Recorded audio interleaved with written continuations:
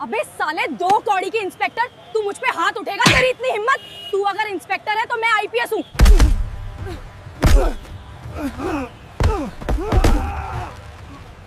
बाजार में एक रोड पर पार्वती देवी रोज की तरह अपनी छोटी सी टोकरी में मीठे और पके हुए अमरूद बेच रही थीं। उनकी 2 बेटियां थीं, दोनों हीरे की तरह पली बड़ी थीं। बड़ी बेटी प्रिया वर्मा दूसरे जिले में भारतीय पुलिस सेवा आईपीएस की अधिकारी थी। छोटी बेटी नेहा वर्मा इसी शहर की डिस्ट्रिक्ट मजिस्ट्रेट यानी डीएम थी।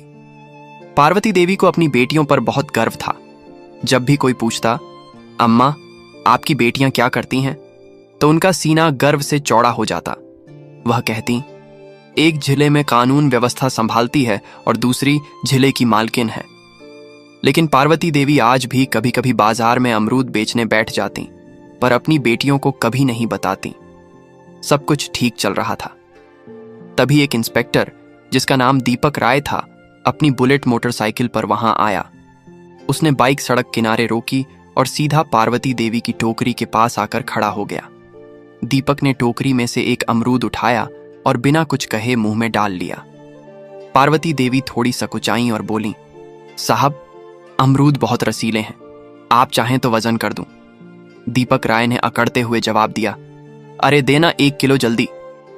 पार्वती देवी ने कांपते हाथों से अमरूद तौलकर पॉलीथीन में दे दिए। दीपक ने पैकेट लिया, फिर से एक अमरूद निकाला और सामने ही काट कर खाने लगा। कुछ देर तक चबाने के बाद उसने मुंह बनाते हुए कहा, अरे ये क्या दिया रे, एकदम फीके हैं, अमरूद मीठे तो बिल्कुल भी नहीं हैं। पार्वती देवी घबरा कर बोली, नहीं साहब, बहुत रसीले हैं, आप चाहें तो दूसरा टेस्ट कर लीजिए। लेकिन दीपक राय हंसते हुए बोला, चुप, तेरे अमरूद का एक टुकड़ा भी मीठा नहीं। तूने मुझे ठग लिया है और सुन, मैं 1 पैसा भी नहीं दूंगा, समझी? पार्वती देवी ने हिम्मत करके हाथ जोड़ते हुए कहा, साहब मेहनत से लाए हैं, थोड़ा सा तो दे दीजिए बस। यही सुनते ही दीपक राय का पारा चढ़ गया। उसने गुस्से में झुककर पूरी टोकरी उठाई और सड़क की दूसरी तरफ जोर से फेंक दी। टोकरी पलट गई और सारे अमरूद सड़क, गाड़ियों और नाली में बिखर गए। पार्वती देवी हक्की बक्की रह गईं। उनकी आंखों में आंसू भर आए, होंठ कांपने लगे। उनकी मेहनत और इज्जत दोनों ही सड़क पर कुचली जा रही थीं। आसपास भीड़ जमा हो गई थी। लोग तमाशा देख रहे थे, कानाफूसी कर रहे थे, लेकिन किसी की हिम्मत नहीं हुई कि उस वर्दी वाले से कुछ कहे। लेकिन पास के ही एक घर की छत पर खड़ा एक नौजवान लड़का विक्रम यह सब कुछ अपने मोबाइल फोन में रिकॉर्ड कर रहा था। उसका खून खौल रहा था। वह पार्वती अम्मा को बचपन से जानता था और उनका बहुत सम्मान करता था। फिर दीपक राय ने अपनी मूंछों पर ताव दिया, बाइक स्टार्ट की और वहां से ऐसे चला गया जैसे कुछ हुआ ही ना हो। भीड़ में से किसी ने पार्वती देवी की मदद नहीं की। विक्रम ने वीडियो रिकॉर्ड करना बंद किया और सोचने लगा कि इस वीडियो का क्या किया जाए। उसे पता था कि पार्वती अम्मा की एक बेटी पुलिस में है। उसने कहीं से उनका नंबर जुगाड़ किया था। उसने तुरंत वह वीडियो प्रिया वर्मा के व्हाट्सएप पर भेज दिया और नीचे एक छोटा सा मैसेज लिखा, प्रिया दीदी देखिए आज बाजार में आपकी मां के साथ क्या हुआ। प्रिया वर्मा अपने ऑफिस में एक जरूरी फाइल पढ़ रही थीं। तभी उनके फोन पर व्हाट्सएप का मैसेज टोन बजा। उन्होंने फोन उठाकर देखा। एक अनजान नंबर से वीडियो आया था। उन्होंने वीडियो प्ले किया। जैसे जैसे वीडियो आगे बढ़ा, प्रिया के चेहरे का रंग बदलता गया। उनकी शांत आंखें गुस्से से लाल हो गईं। जब उन्होंने इंस्पेक्टर दीपक राय को अपनी मां की टोकरी उठाकर फेंकते देखा तो उनके हाथ कांपने लगे। उनकी मां, जिसने उन्हें और उनकी बहन को पालने के लिए अपनी पूरी जिंदगी लगा दी, आज सड़क पर बेबस रो रही थी और लोग तमाशा देख रहे थे। उनके अंदर का पुलिस अधिकारी जाग उठा। उनका मन किया कि अभी यहां से जाए और उस इंस्पेक्टर की वर्दी नोच लें। उन्होंने अपने दांत भींच लिए। उनकी सांसें तेज हो गई थीं। उन्होंने तुरंत वह वीडियो अपनी छोटी बहन डीएम नेहा वर्मा को फॉरवर्ड किया। वीडियो भेजते ही उन्होंने नेहा को फोन लगाया। नेहा उस वक्त अपने ऑफिस में एक जरूरी मीटिंग में थी। उन्होंने अपनी बड़ी बहन का फोन देखा तो मीटिंग रोककर फोन उठाया और पूछा, हाँ दीदी सब ठीक है? ठीक है, कुछ भी ठीक नहीं है, बोली प्रिया। उनकी आवाज में गुस्सा और दर्द साफ झलक रहा था। मैंने तुझे एक वीडियो भेजा है, उसे देख, अभी के अभी देख। नेहा ने फोन होल्ड पर रखा और व्हाट्सएप खोला। वीडियो देखते ही उनके पैरों के नीचे से जमीन खिसक गई। उनकी प्यारी माँ सड़क पर बिखरे अमरूद के लिए रो रही थीं। एक मामूली इंस्पेक्टर ने उनकी माँ की इज्जत को सड़क पर रौंद दिया था। नेहा की आंखों में भी आंसू आ गए, लेकिन उन्होंने खुद को संभाला। वह एक डीएम थीं। उन्हें भावनाओं में बहने का हक नहीं था। नेहा ने कांपती आवाज में कहा, दीदी, मैं ये सब सह नहीं सकती। ये सुनते ही प्रिया फोन पर गुस्से में बोली, मैं आ रही हूं, छुट्टी लेकर मैं उसको नहीं छोड़ूंगी। नेहा नरम आवाज में बोली, नहीं दीदी, आपकी जरूरत आपके जिले में कानून व्यवस्था संभालने में है। ये मेरा इलाका है, ये लड़ाई मैं लूंगी। मां को इंसाफ मैं दिलाऊंगी, कानून के तरीके से। प्रिया कुछ देर चुप रही। वह अपनी बहन की आवाज में छिपे इरादे को समझ गई थी। बोली, ठीक है, लेकिन उसे ऐसी सजा मिलनी चाहिए कि उसकी नींद उड़ जाए। नेहा ने कहा, आप चिंता मत करो दीदी, अब यह मेरा काम है, और फोन काट दिया। उन्होंने मीटिंग में मौजूद सभी अफसरों से कहा, यह मीटिंग यहीं खत्म होती है, आप सब जा सकते हैं। नेहा अपनी सरकारी गाड़ी में नहीं, बल्कि एक प्राइवेट गाड़ी में बैठकर अपने पुराने घर की तरफ निकली। रास्ते में उन्होंने अपने डीएम वाले कपड़े बदलकर एक साधारण सा गुलाबी रंग का सलवार सूट पहन लिया। वह अपनी मां के पास एक बेटी बनकर जाना चाहती थीं, डीएम बनकर नहीं। जब वह घर पहुंची तो पार्वती देवी एक कोने में चुपचाप बैठी थीं। उनकी आंखें सूजी हुई थीं। अपनी बेटी को अचानक देखकर वह घबरा गईं। नेहा, तू यहां? सब ठीक तो है? नेहा कुछ नहीं बोली। वह बस अपनी मां के पास गईं और उन्हें कसकर गले लगा लिया। मां की गोद में सिर रखकर वह अपने आंसू नहीं रोक पाईं। मां, आपने मुझे बताया क्यों नहीं? पार्वती देवी ने सिसकते हुए कहा, क्या बताती बेटी? मैं नहीं चाहती थी कि तुम लोगों को कोई परेशानी हो, और वह पुलिस वाला है। छोड़ उसकी बात। आज तू इतने दिनों बाद आई है, आज मैं बहुत खुश हूं। नेहा ने अपनी मां के आंसू पोंछे और उनका हाथ अपने हाथ में ले लिया और बोली, अब आप गरीब और अकेली नहीं हैं मां, आपकी बेटी इस जिले की मालिक है। मैं वादा करती हूं, जिसने भी आपके साथ ऐसे दुर्व्यवहार किया है उसे उसकी कीमत चुकानी पड़ेगी। आपकी खोई हुई इज्जत मैं वापस लाऊंगी।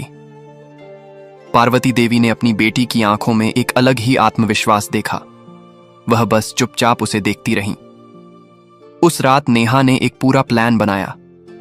वह जानती थीं कि अगर वह डीएम बनकर थाने जाएंगी तो सारे पुलिस वाले उनके पैरों में गिर जाएंगे और असली गुनहगार कभी सामने नहीं आएगा। उन्हें रंगे हाथों पकड़ना था। अगली सुबह उन्होंने अपने सबसे भरोसेमंद अफसर एसडीएम अमित को फोन किया। अमित, मैं तुम्हें एक काम दे रही हूं और यह बात हम दोनों के बीच ही रहनी चाहिए। उन्होंने कहा, जी मैडम, हुक्म कीजिए। नेहा बोली, मैं अभी सिविल ड्रेस में शहर के कोतवाली थाने में एक रिपोर्ट लिखवाने जा रही हूं, अपनी पहचान छिपाकर।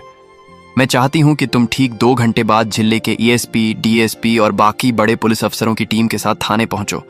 जब तक मैं इशारा न करूं कोई कुछ नहीं बोलेगा। अमित ने कहा, ठीक है मैडम, जैसा आप कहें। नेहा ने फोन रख दिया। दोस्तों, अब खेल शुरू होने वाला था। नेहा अपनी उस सलवार सूट में आम नागरिक की तरह ऑटो पकड़कर कोतवाली थाने पहुंची। थाने का माहौल वैसा ही था जैसा उन्होंने सोचा था। एक हवलदार ऊँघ रहा था और इंस्पेक्टर दीपक राय और एसएचओ कमल शर्मा चाय पीते हुए हंसी मजाक कर रहे थे। नेहा डरते डरते उनकी टेबल के पास गईं। जी, मुझे एक शिकायत दर्ज करवानी है। एसएचओ कमल शर्मा ने उन्हें ऊपर से नीचे तक देखा। क्या हुआ? किसने परेशान किया? जी, कल बाजार में इंस्पेक्टर साहब ने। जैसे ही उन्होंने इंस्पेक्टर का नाम लिया, दीपक राय चौकन्ना हो गया। उसने नेहा को घूर कर देखा। क्या? इंस्पेक्टर साहब ने? नाम क्या है तेरा? और किस इंस्पेक्टर की बात कर रही है? जी, आप ही थे। आपने कल बाजार में एक बुजुर्ग महिला के अमरूद की टोकरी सड़क पर फेंकी थी। मैं उनकी बेटी हूं। नेहा ने अपनी आवाज में थोड़ी घबराहट लाने की कोशिश की। ये सुनते ही दीपक और कमल जोर जोर से हंसने लगे। तू उस बुढ़िया की बेटी है? दीपक ने मजाक उड़ाते हुए कहा। तो क्या हुआ? सड़क पर गंदगी फैलाएगी तो डंडा पड़ेगा ना। चल भाग यहां से, कोई एफआईआर नहीं लिखी जाएगी। नेहा ने थोड़ा साहस दिखाते हुए कहा, लेकिन यह गैर कानूनी है। आपने वर्दी का गलत इस्तेमाल किया है। एसएचओ कमल गर्जा। तू हमें कानून सिखाएगी? ज्यादा जबान चलाई तो तुझे ही अंदर कर दूंगा, सरकारी काम में बाधा डालने के जुर्म में। निकल यहां से। नेहा वहीं खड़ी रहीं और बोली, मैं एफआईआर लिखवाए बिना नहीं जाऊंगी। बहस बढ़ रही थी कि तभी एक हवलदार भागता हुआ अंदर आया। उसकी सांसें फूली हुई थीं। सर सर, वीरेंद्र सिंह चौहान जी थाने में आ रहे हैं। वीरेंद्र सिंह चौहान का नाम सुनते ही दीपक और कमल दोनों के चेहरे का रंग बदल गया। वीरेंद्र सिंह शहर का एक बहुत बड़ा और दबंग नेता था, जिसके इशारे पर पुलिस वाले नाचते थे। दोनों इंस्पेक्टर अपनी कुर्सी से ऐसे उछले जैसे करंट लग गया हो। अरे जल्दी करो, गेट खोलो। और दोनों भागकर गेट की तरफ गए जैसे कोई बहुत बड़ा साहब आ रहा हो। एक सफेद सफारी गाड़ी थाने के अंदर आकर रुकी। उसमें से सफेद कुर्ता पायजामा पहने वीरेंद्र सिंह चौहान उतरा। अंदर आते ही उसने अपने मजाकिया अंदाज में कहा, क्या हाल है राय? काम धाम अच्छा चल रहा है ना? कोई मुर्गा वुर्गा फंसाया कि नहीं आज? दीपक और कमल हाथ जोड़कर मुस्कुराने लगे। अरे साहब, आपकी कृपा है, आइए बैठिए। लेकिन तभी वीरेंद्र सिंह की नजर कोने में खड़ी नेहा पर पड़ी। नेहा को देखते ही उसके चेहरे की हंसी गायब हो गई। उसके माथे पर पसीना आ गया और उसके होश उड़ गए। वह जिस लड़की को एक आम लड़की समझ रहा था, उसे पहचानते ही उसकी सिट्टी पिट्टी गुम हो गई। वह तेजी से आगे बढ़ा और नेहा के सामने जाकर हाथ जोड़कर खड़ा हो गया। उसका सिर झुका हुआ था। नमस्ते मैडम, आप यहां? इस वक्त? मुझे फोन कर लिया होता, मैं हाजिर हो जाता। उसकी आवाज में हकलाहट साफ थी। इंस्पेक्टर दीपक और एसएचओ कमल हैरान रह गए। उनकी आंखें फटी की फटी रह गईं। ये हो क्या रहा है? ये तो उस बुढ़िया की बेटी है। वीरेंद्र सिंह जी इसके सामने हाथ क्यों जोड़े खड़े हैं? जिस वीरेंद्र सिंह चौहान के सामने पूरा जिला झुकता है, वह इस साधारण सी दिखने वाली लड़की के सामने हाथ जोड़े क्यों खड़ा है? ये लड़की है कौन? दीपक ने धीरे से कमल से पूछा। ये क्या हो रहा है? कमल ने भी घबराहट में सिर हिला दिया। इससे पहले कि वे कुछ समझ पाते, थाने के बाहर गाड़ियों के रुकने की आवाज आई। एक के बाद एक लाल बत्ती वाली गाड़ियां थाने के सामने आकर रुकीं। गाड़ियों से डीएसपी, एसडीएम और जिले के कई बड़े आईएएस एंड आईपीएस अफसर उतरे और तेजी से थाने के अंदर आए। वे सब आकर चुपचाप नेहा के पीछे लाइन बनाकर खड़े हो गए, जैसे अपने सीनियर को रिपोर्ट कर रहे हों। अब थाने में सन्नाटा था। सिर्फ पंखे की घर घर की आवाज आ रही थी। दीपक राय और कमल शर्मा पत्थर के बुत बन चुके थे। उनके हलकस सूख गए थे। माथे पर पसीने की बूंदें चमक रही थीं। तभी डीएसपी ने आगे बढ़कर गुस्से में दीपक राय की तरफ देखकर कहा, इंस्पेक्टर, तमीज से खड़े हो जाओ। तुम डीएम मैडम नेहा सिंह के सामने खड़े हो। DM madam? यह शब्द किसी बम की तरह थाने में फटा। दीपक और कमल के पैरों तले जमीन खिसक गई। उन्हें लगा जैसे किसी ने उनके कानों में पिघला हुआ शीशा डाल दिया हो।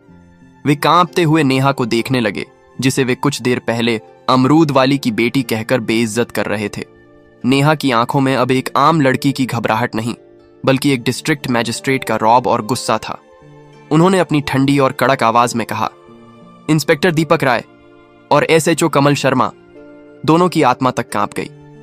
You are suspended with immediate effect, Neha ने आदेश दिया। एसडीएम साहब, इन दोनों के खिलाफ वर्दी की धौंस दिखाने, एक आम नागरिक को अपमानित करने और अपनी ड्यूटी न करने के जुर्म में एफआईआर दर्ज कीजिए। साथ ही इनके खिलाफ एक विभागीय जांच भी बिठाई जाए। एसपी साहब ने तुरंत अपने मातहतों को इशारा किया और दोनों इंस्पेक्टरों की बेल्ट और टोपी उतरवा दी गई। कल तक जो शेर बने घूम रहे थे, आज भीगी बिल्ली की तरह सिर झुकाए खड़े थे। तभी नेता वीरेंद्र सिंह चौहान ने हिम्मत करके कहा, मैडम, नादान है, गलती हो जाती है, माफ कर दीजिए, मैं समझा दूंगा इनको। नेहा ने घूमकर वीरेंद्र सिंह को ऐसी नजरों से देखा कि वह कांप गया। नेताजी, ये नादान नहीं, सरकारी वर्दी में छुपे गुंडे हैं, और जहां तक समझाने की बात है तो अब इन्हें कानून समझाएगा, और बेहतर होगा कि आप इस मामले से दूर रहें, वरना जांच की आंच आप तक भी पहुंच सकती है। वीरेंद्र सिंह चौहान का चेहरा सफेद पड़ गया। वह समझ गया कि इस नई डीएम से टकराना आसान नहीं है। वह चुपचाप सिर झुकाकर वहां से खिसक गया। लेकिन उसकी आंखों में एक अजीब सी नफरत और गुस्सा था जो नेहा ने पढ़ लिया था। अगली सुबह सब समझ रहे थे कि डीएम बेटी ने मां को इंसाफ दिलाया। सब कुछ ठीक लग रहा था। लेकिन नेहा एक दिन रात को जब खाना खा रही थीं, तभी उनके पर्सनल फोन पर एक अननोन नंबर से कॉल आया। उन्होंने फोन उठाया। हेलो। दूसरी तरफ से कोई कुछ नहीं बोला, बस एक भारी सांस लेने की आवाज आई। फिर एक बदली हुई मशीनी आवाज में कोई बोला, डीएम साहिबा, ज्यादा उड़ने की कोशिश मत करो, इंस्पेक्टर तो बस मोहरे थे, खेल तो अब शुरू होगा। नेहा ने कड़क आवाज में पूछा, कौन बोल रहा है? वही जिसकी दुम पर तुमने पैर रख दिया है, कहकर उस आदमी ने फोन काट दिया। नेहा के माथे पर चिंता की लकीरें उभर आईं। वह समझ गई थीं कि वीरेंद्र सिंह चौहान इतनी आसानी से हार मानने वालों में से नहीं है। यह लड़ाई अभी खत्म नहीं हुई थी, बल्कि अब और भी ज्यादा खतरनाक होने वाली थी। उन्हें अब सिर्फ अपनी मां की इज्जत ही नहीं, बल्कि उनकी जान की भी फिक्र होने लगी थी। उन्होंने तुरंत ही एएसपी को फोन किया और अपनी मां के घर के आसपास सादी वर्दी में 2 पुलिस वालों को तैनात करने को कहा। वह अपनी मां को डराना नहीं चाहती थीं, लेकिन कोई भी खतरा मोल लेना भी नहीं चाहती थीं। अगले कुछ दिन शांति से गुजरे। नेहा को लगा शायद उनकी चेतावनी काम कर गई और वीरेंद्र सिंह चौहान पीछे हट गया है, लेकिन वह तूफान से पहले की शांति थी। एक सुबह पार्वती देवी बाजार से अमरूद खरीद कर आ रही थीं कि अचानक पुलिस की 3 गाड़ियां वहां आकर रुकीं। उनमें से एक नया इंस्पेक्टर उतरा, जिसे नेहा नहीं जानती थी। उसने पार्वती देवी की थैली की तरफ देखा और इशारा करते हुए कहा, हमें सूचना मिली है, इन अमरूदों की आड़ में नशीले पदार्थ की तस्करी हो रही है, तलाशी लो। इससे पहले कि कोई कुछ समझ पाता, एक सिपाही ने अमरूदों के नीचे से भूरे रंग का नशीला पदार्थ निकाला और चिल्लाया, सर, मिल गया नशीला पदार्थ। बाजार में हड़कंप मच गया। लोग कानाफूसी करने लगे। देखो, डीएम की मां नशीले पदार्थ ले जा रही थी। पार्वती देवी सन्न रह गईं। वह रोते हुए बोली, नहीं साहब, यह मेरा नहीं है, किसी ने मुझे फंसाया है। लेकिन किसी ने उनकी एक न सुनी। पुलिस उन्हें जबरदस्ती जीप में बिठाकर ले गई। यह खबर आग की तरह पूरे शहर में फैल गई। न्यूज चैनलों पर ब्रेकिंग न्यूज चलने लगी। डीएम नेहा वर्मा की मां नशीले पदार्थ के आरोप में गिरफ्तार। यह वीरेंद्र सिंह चौहान का मास्टर स्ट्रोक था। उसने नेहा पर सीधा हमला नहीं किया, बल्कि उसकी सबसे बड़ी ताकत और सबसे बड़ी कमजोरी उसकी मां पर वार किया था। अब नेहा एक अजीब दुविधा में फंस गई थी। अगर वह अपनी शक्ति का इस्तेमाल करके मां को छुड़ाती तो उन पर पद का दुरुपयोग करने का आरोप लगता, और अगर वह चुप रहती तो उनकी बेगुनाह मां जेल में सड़ती। नेहा के ऑफिस में फोन की घंटियां बजने लगीं। मीडिया, मंत्री, सीनियर अधिकारी, हर कोई जवाब मांग रहा था। तभी उनकी बहन आईपीएस अधिकारी प्रिया का फोन आया। उनकी आवाज में गुस्सा और बेचैनी थी। बहन, ये क्या हो रहा है? मैं आ रही हूं, मैं उस वीरेंद्र सिंह को नहीं छोड़ूंगी। नेहा ने गहरी सांस ली और अपनी आवाज को स्थिर करते हुए कहा, नहीं दीदी, तुम्हें आने की जरूरत नहीं है। अगर हम भी उनकी तरह गैर कानूनी काम करेंगे तो उनमें और हम में फर्क क्या रह जाएगा? ये लड़ाई अब कानून के दायरे में ही लड़ी जाएगी और जीतेगी भी। नेहा ने तुरंत एक प्रेस कॉन्फ्रेंस बुलाई। पूरा मीडिया हॉल खचाखच भरा था। कैमरों की फ्लैशलाइट उनकी आंखों में चुभ रही थी। उन्होंने माइक संभाला और कहा, मैं जानती हूं आप सबके मन में क्या सवाल है। मेरी मां पर गंभीर आरोप लगे हैं। कानून सबके लिए बराबर है, चाहे वह एक आम नागरिक हो या डीएम की मां। इसीलिए मैं इस केस की जांच से खुद को अलग करती हूं, ताकि जांच पर कोई असर न पड़े। एसपी साहब एक स्पेशल टीम बनाकर इस मामले की निष्पक्ष जांच करेंगे। मुझे भारत के कानून पर पूरा भरोसा है। दूध का दूध और पानी का पानी होकर रहेगा। नेहा का यह दांव देखकर वीरेंद्र सिंह चौहान भी हैरान रह गया। उसे लगा था कि नेहा बौखलाकर कोई गलत कदम उठाएंगी, लेकिन उन्होंने तो बड़ी समझदारी से खुद को जांच से अलग कर लिया था। लेकिन नेहा सिर्फ कानून के भरोसे नहीं बैठी थीं। उन्होंने विक्रम को बुलाया, वही लड़का जिसने पहला वीडियो बनाया था। नेहा ने कहा, विक्रम, मुझे तुम्हारी मदद चाहिए। तुम बाजार में रहते हो, वहां की हर हरकत पर तुम्हारी नजर रहती है। पता लगाओ उस दिन मां की टोकरी के पास कौन कौन आया था।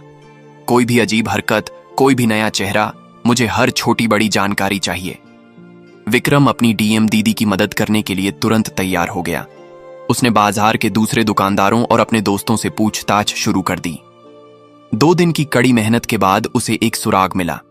पास की एक दुकान के बाहर लगे सीसीटीवी कैमरे की फुटेज में एक आदमी पार्वती देवी की टोकरी के पास कुछ रखते हुए दिखा था।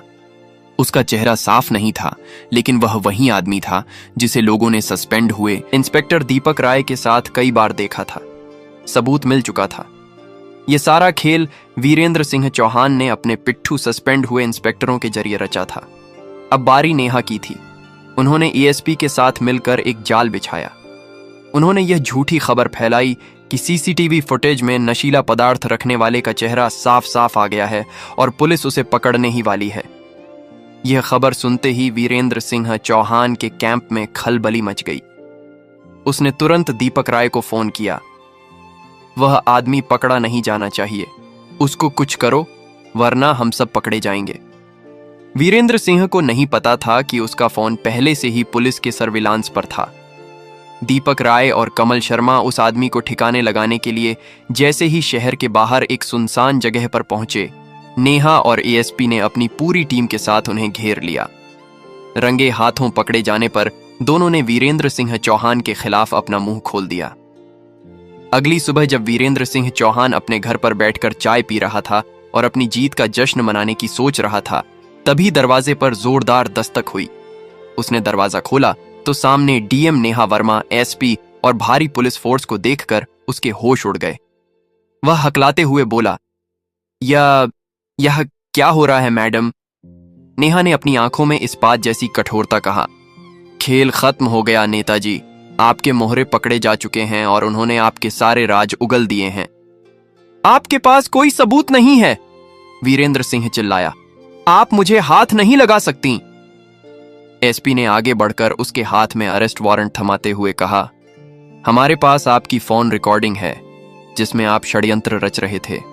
अब आप हमारे साथ थाने चलेंगे। वीरेंद्र सिंह चौहान का राजनीतिक साम्राज्य एक ही पल में ढह गया। उसे हथकड़ियां पहनाकर पुलिस जीप में ले जाया गया। उसी शाम पार्वती देवी को बाइज्जत बरी कर दिया गया। जब वह जेल से बाहर आईं तो नेहा उन्हें लेने आई थीं। मां बेटी एक दूसरे के गले लगकर रो पड़ी। अगली सुबह नेहा पार्वती देवी को अपनी गाड़ी में बैठाकर अपनी पोस्टिंग पर लेकर चली गईं और दोनों साथ में हंसी खुशी रहने लगे। जब उनकी बड़ी बहन आईपीएस अधिकारी प्रिया को छुट्टी मिलती तो वह भी आ जाती।